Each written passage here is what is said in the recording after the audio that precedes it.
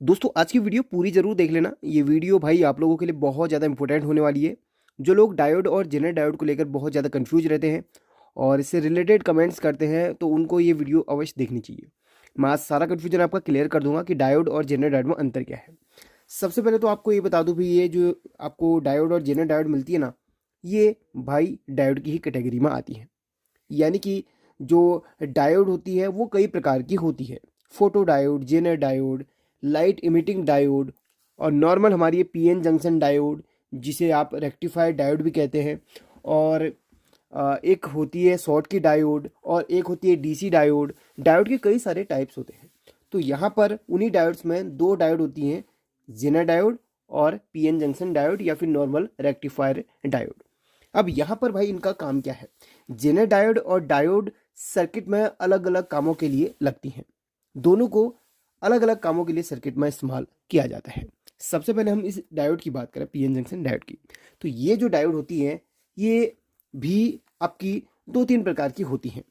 एक होती है नॉर्मल, जो रेक्टिफायर में इस्तेमाल करी जाती है। उनके आगे 1N4007, 1N5408, 1N5399 यानी कि 1N करके लिखा होता है, वो होती है आपकी रेक्टिफायर में इस्तेमाल।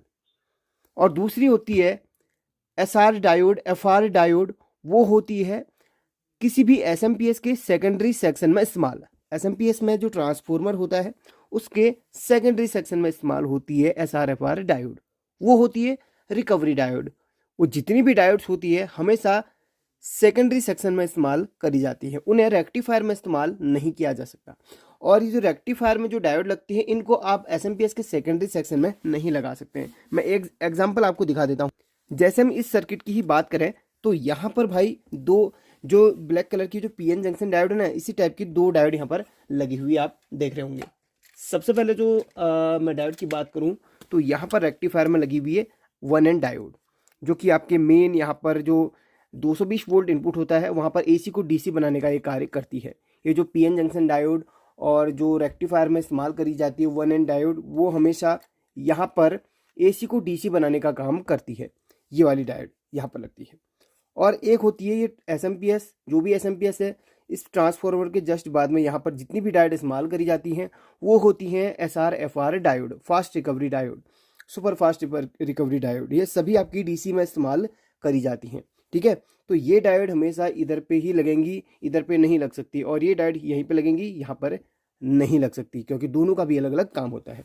तो यहाँ पर एक चीज़ मैंने आपको क्लियर कर दी कि इस डायोड के भी दो टाइप होते हैं जो यहाँ पर इस्तेमाल होते हैं। अब यहाँ पर एक डायोड हमारी ये है जेनर डायोड। इसका तो आपको कार्य बता दिया कि ये एसी को डीसी बनाने का कार्य करती है।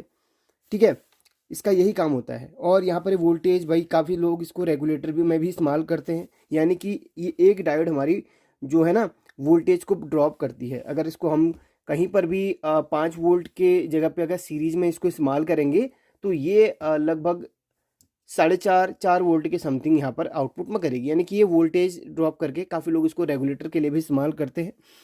तो यहाँ पर आपको मैंने बता दिया। और ये जो डायोड है हमेशा या तो रेक्टिफायर पे लगेगी, और या तो हमेशा कहीं पर लगानी हो तो सीरीज में ये वाली डायोड इस्तेमाल होती है।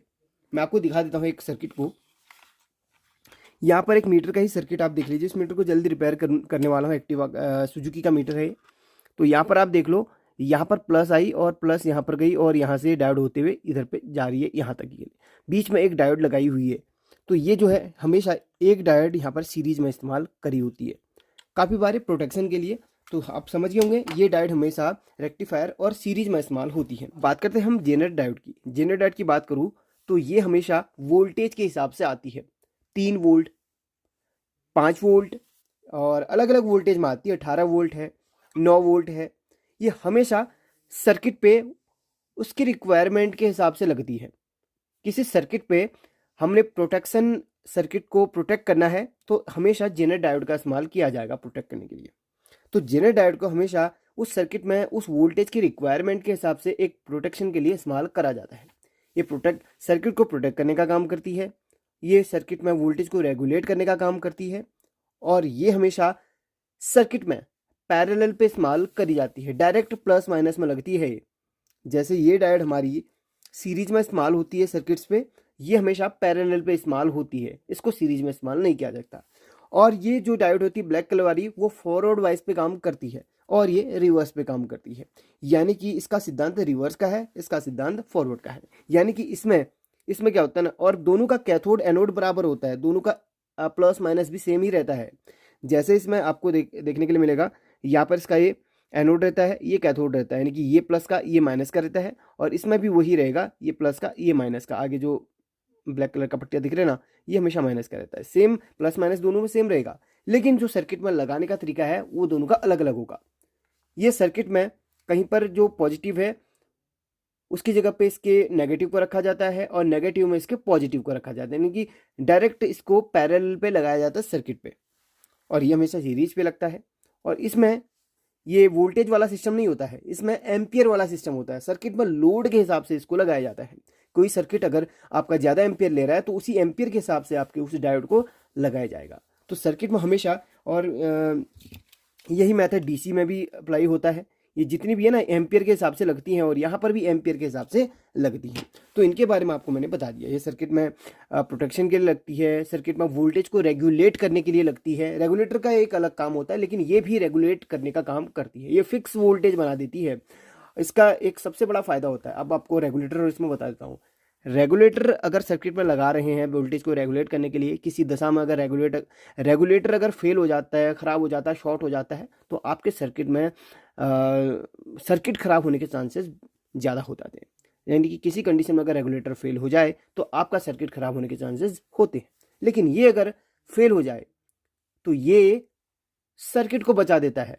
इसका एक काम होता है, ये अगर फेल हो जाता है तो ये सर्किट को बचा देता है। इसके फेल होने के बाद सर्किट बचता है। जी हाँ, अगर इसमें ओवर वोल्टेज जाएगा तो ये शॉर्ट हो जाएगा, और शॉर्ट होके आगे वोल्टेज नहीं जाने देगा और सर्किट को ये आगे बचा देगा। इसके पहले जो कंपोनेंट्स होंगे, फ्यूज वगैरह जो भी होगा, उसको वो बर्न कर देगा। यानी कि ये जो खराब होती है तब जाके ये सर्किट में प्रोटेक्शन दिखता है। लेकिन भाई रेगुलेटर अगर फेल हो जाए तो सर्किट के खराब होने के चांसेस बढ़ते हैं। तो कंफ्यूजन आपका अगर रेगुलेटर से रिलेटेड हो वो भी मैंने क्लियर कर दिया। तो ये सर्किट को मेनली प्रोटेक्शन करने का काम और फिक्स वोल्टेज प्रदान करने का काम कर रही है।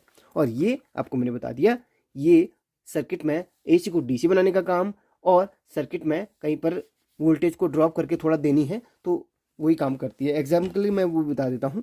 जैसे कि यहाँ पर आपने देखा होगा ना, इसकी जगह पर 5 वोल्ट मिलता है, तो यहाँ पर 5 वोल्ट से इसी सर्किट में 5 वोल्ट को 3 वोल्ट बना दिया गया है। कैसे? एक 2 डायोड यहाँ पर लगा के, 1 एंड डायोड यहाँ पर लगा के, 2 डायोड 1 एंड लगा के 5 वोल्ट को ही 3 वोल्ट यहाँ पर बना दिया गया। आप ध्यान से देखना, ये 5 वोल्ट वाले ट्रैक में यहाँ से यहाँ तक एक डायोड लगी हुई है, और यहाँ से यहाँ तक एक डायोड लगी है, और 2 डायोड लगा के यहाँ पर हमारे वोल्टेज ड्रॉप करके 5 वोल्ट से 3 वोल्ट बना दिए हैं। इसका भी सिद्धांत बता दूंगा आपको, लेकिन इसके कार्य आपको बता दिए हैं। ठीक है, तो कभी भी आप इसकी जगह इसको मत लगा देना, इसकी जगह इसको मत लगा, लेकिन दोनों को चेक करने का तरीका एक जैसा होगा।